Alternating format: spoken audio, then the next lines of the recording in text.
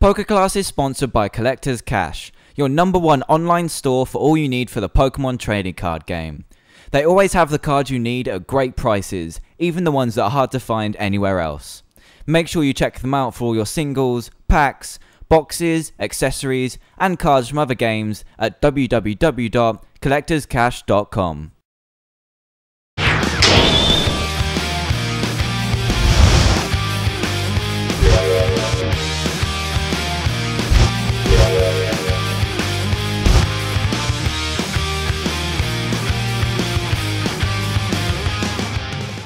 Welcome to PokeClass episode 34. This week has been a very interesting week, since US Nationals was finally wrapped up last weekend, with Justin Sanchez beating Karl Sukovic in a very close finals game. We've seen a lot of diversity in the game this weekend, with multiple decks making the top 128, and we had an extremely diverse top 16 going on, which is very good news for the game. Before I go over the results of US Nationals along with the top 16, I've got some very nice news for you. PokeBeach.com have just released news about the entire Red Collection set, which was released in Japan yesterday.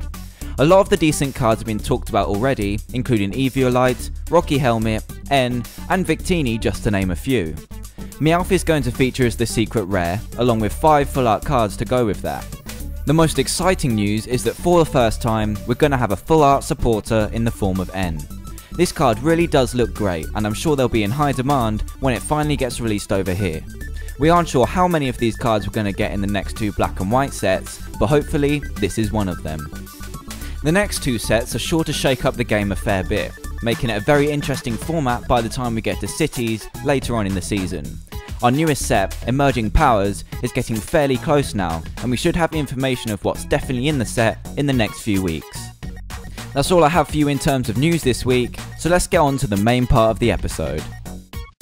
Just last weekend, Justin Sanchez was crowned the 2011 US National Champion in Masters, using his Yanmega Magnezone deck to take him to the top after beating Puka's Yanmega Donphan Zoroark in the finals. Overall, there was an extremely diverse amount of decks in the top 16, and here's what it looked like. The most represented deck was Yanmega Magnezone, a deck that really hadn't seen much play at Canadian Nationals, with Yanmega Kingdra coming in close second, probably because of its success in the same tournament. Yanmega was the Pokemon to beat on the day, as expected, since it featured in 11 of the top 16 decks, and then went on to feature in all of the top decks in top 4, with 3 different variants. This shows just how versatile Yanmega can be as an early attacker, since it pairs well with all the shuffle draw we have at the moment, and doesn't need to commit energy into lists. This has caused Yanmega's price to soar up to around the $60 mark, which is pretty crazy, so I'd suggest you wait before grabbing them, or sell them while you can, because I don't think they'll get any higher than that, unless it wins Worlds maybe. What's interesting about the top 16 is that even with it being so diverse, only one Magnaball made it there, even though it was thought to be the top deck of the format. Maybe it was too slow and just couldn't keep up with Yanmega, or people just changed over to Yanmega after seeing how well it did at Canadian Nationals. The only thing we know for sure is that Magnaball isn't as good as we first thought, and we can be matched and bettered by other decks in the format. This is obviously good news, seeing as it makes sure that not just a single deck is dominating the format, leaving room for others to have their shot. Definitely something we should be happy about. ZPS didn't have a showing in top 16 at all, which is kind of unexpected since it had huge success at Canadian Nationals and actually ended up winning Mexican Nationals on the same weekend. I'm not sure how many people were representing the deck, but it only just made 3 showings in top 128, with just 1 going to top 32 and losing there. I'm still not sold on the deck, but people are taking it deep into tournaments, so there is definitely something there. What do you think about the deck? There were 2 decks that featured in top 16, which can safely be considered rogue, with the first one being Tyranitar Serperior. Next to no one has even considered running Tyranitar Prime right now because of the threat of Donphan and Machamp being a close to an auto loss for them. However, one player believed in the Yanmegas taking down the Donphans for him and continued to make it all the way to top 8 where he got beaten by Jason Harry, the current world #1. This deck does have obvious synergy and focuses on abusing Tyranitar's Darkness Howl to spread a lot of damage across the board, while you heal off your own by using Serperior's ability. This means that the damage builds up on your opponent's side of the field while you're keeping your own protected from damage, not only from your own attack, but healing off any of your opponent's attempts between turns. Pair that with Tyranitar's huge 160 HP and you have a pretty effective tank that can hit hard with more energy. The second deck is one that has never been heard of before, and it features Yanmega, Mew, Crobat, Chinchino and Zoroark, quite the combination. I'm guessing it's sort of a toolbox like the Vileplume and Muck variant from Canadian Nationals, which also uses Chinchino and Zoroark as heavy hitters to bump up the deck's firepower. Crobat is there to deal with Magnezones, blocking their use of one of their magnetic draw poker powers while adding crucial damage with quadruple poison between turns. Chinchino can hit up to 100 damage, not including plus powers, which can deal with the Pokemon you've weakened via Crobat through Mew Prime, and Zoroark is there to copy the big hitters such as Zekrom and Magnezone. Overall, it sounds pretty random, but obviously worked very well by having an answer to pretty much anything that was thrown at it. So now that we've seen the top 16, let's have a look at the top 4 finalists. We have Yanmega in every deck, which further shows how versatile it is, and was paired with Magnezone to take up 2 spots, being played by eventual winner Justin Sanchez and world number 1 Jason Harry. This deck can obviously go the distance, pairing a quick early game attacker with a hard hitting stage 2 that boosts your consistency while taking down those high HP Pokemon. I wouldn't be surprised to see this deck at the top tables of Worlds as well, with the success it's had here, and with it being such a consistent deck, it's perfect for large tournaments like this, a key aspect of doing well. Justin did run a different looking list to what most people would include in a Yanmegazone list. He went for a higher count of Junk Arm so that it could abuse Magnetic Draw, staying consistent, as well as being able to include a few one-off trainers to give him more options during each turn.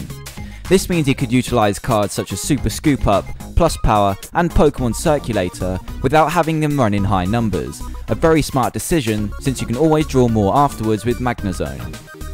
He also included Rescue Energy in the deck to keep those Yanmegas coming, and left him the option to rescue a Magnezone if needed, keeping the offensive pressure on as much as possible.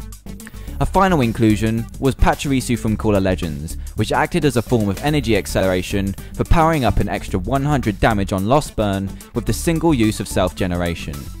This meant that he could get some high damage going fast without using up his attachment for the turn, free for him to attach a rescue or another energy to get more damage onto the board.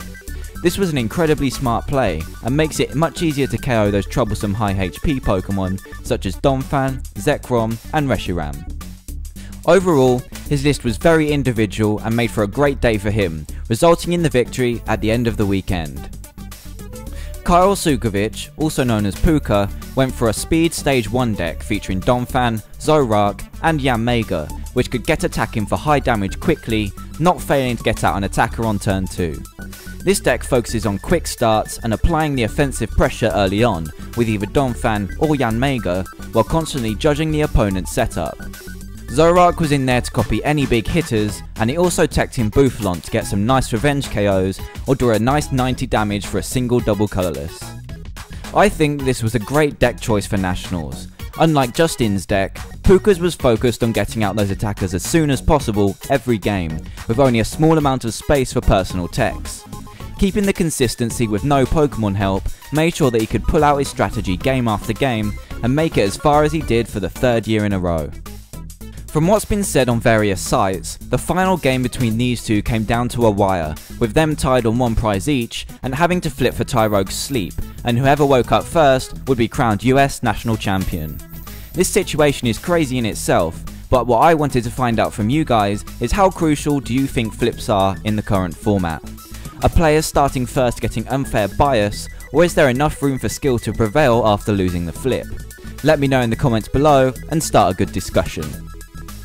The last thing I wanted to talk about was what won the Juniors division. Xander managed to take the Junior division by storm with his own rogue deck featuring Yanmega, Vileplume, Ursaring Prime and Roserade. Trainer Lock really has underperformed in this format so far, but this deck has proven that it still shouldn't be underestimated. The main idea is to get Vileplume going as quickly as possible while keeping the lock going from turn 1 with Teddiursa's Fake Tears attack. Hitting heads on this can really slow the opponent's setup a ton, leaving you the opportunity to set up Vileplume to keep the lock going the whole game.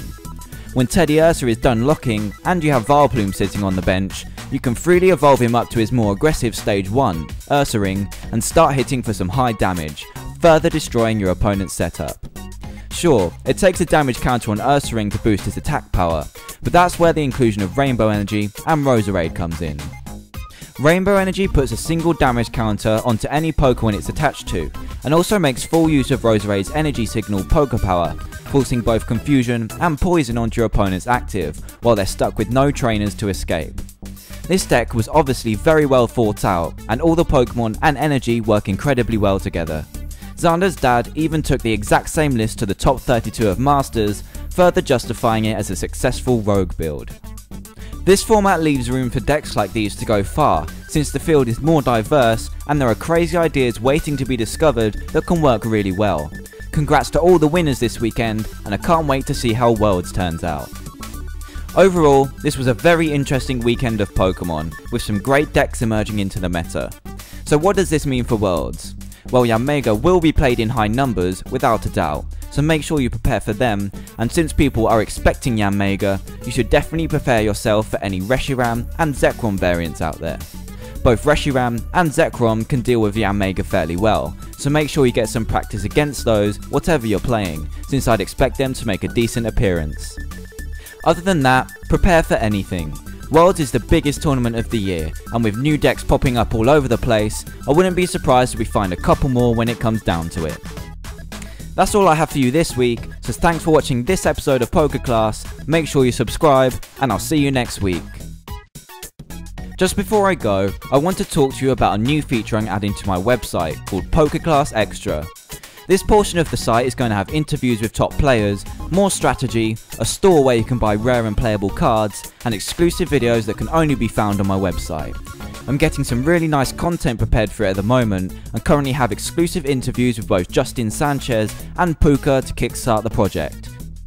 Make sure you check those out at www.pokemondan.co.uk and then click on PokeClass Extra on the navbar to get all the extra content. I hope you enjoy the new stuff and exclusive interviews, and I'll post a new video when I get more content added. As ever, I'll be doing my card of the days which you can get involved in, as well as written deck surgeries for those of you that have sent me your lists. See you over at the website, and thanks for watching.